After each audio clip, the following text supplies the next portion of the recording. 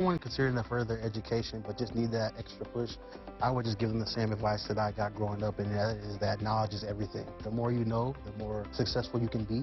I am Julian Lee, and this is my Clip Story.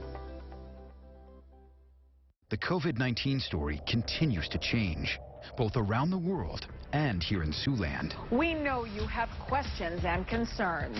At KTIV News 4, our focus is to keep you informed and up to date on the evolving COVID-19 story. We'll continue to talk to healthcare professionals to get the information you need to know. Focused on bringing you facts, not fear. That's our promise. Stay with KTIV, Siouxland's news channel. President Trump declares disaster areas for some of the hardest hit states in the coronavirus pandemic, sending equipment and supplies to help combat the virus. We are combating some fog and drizzle as we start things off this morning. We'll take a look at how long it hangs around. And salons, tattoo parlors, massage parlors, and more in Iowa join the growing list of businesses now closed. Governor Kim Reynolds making that announcement this weekend. News 4 Today continues now.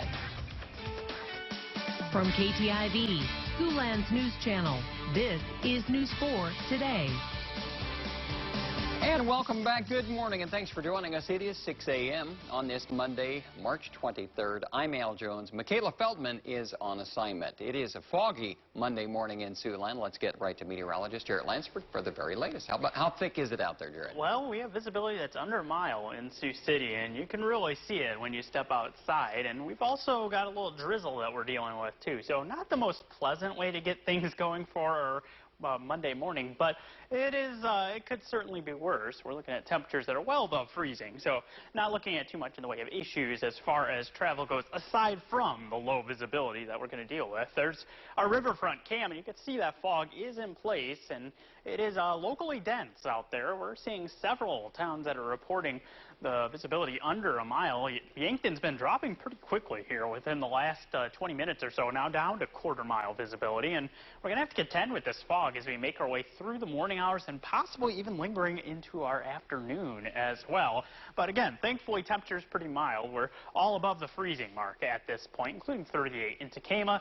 The reason we're going to keep that fog around is the light wind that we have in place, and we do have some drizzles as we start things off, but we'll top out near 50 degrees. So if you could stand the fog and a little drizzle, not bad. All right. It's pretty thick in places out there. Yeah, be careful if you're hitting the road. Yeah, sure. Thank you, Jarrett.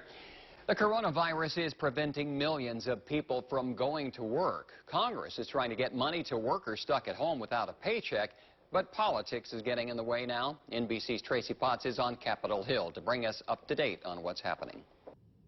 A vote scheduled for this morning may now happen in the afternoon on phase 3 of Washington's coronavirus rescue plan.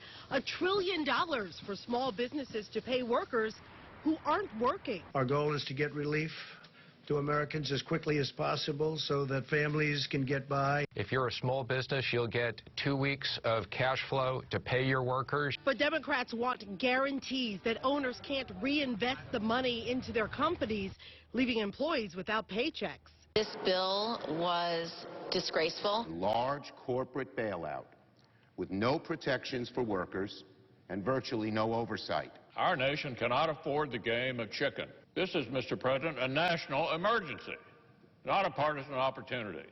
5 Republicans will be missing from today's vote. 4 self-quarantined, plus Kentucky's Rand Paul, the first senator to test positive for COVID-19.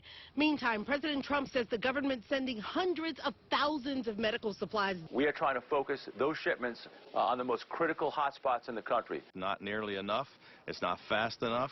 We're way behind the curve. We're about 10 days away from our public health system not being able to support coronavirus patients. Ohio, Louisiana, and Delaware have now issued stay-home orders to keep the virus from spreading.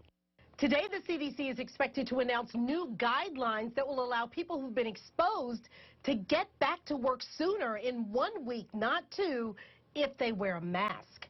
Tracy Potts, NBC News, Washington. IBM is joining forces with the White House to help fight the coronavirus pandemic. The computer company announced Sunday it's got an initiative aimed at increasing access to top-notch computers for groups who are researching the virus. The effort is expected to supercomputer resources